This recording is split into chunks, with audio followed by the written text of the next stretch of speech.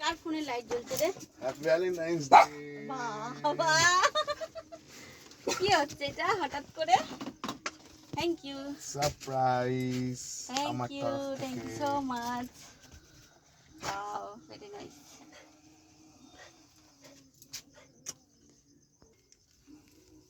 খুব সুন্দর হয়েছে, দারুণ লাগছে। I love you. Love you too. এইভাবেই সবসময় থাকবে পাশে, আর কিছু লাগবে না। কি এটা কি আছে দেখি? প্যাকিং করা। হুম,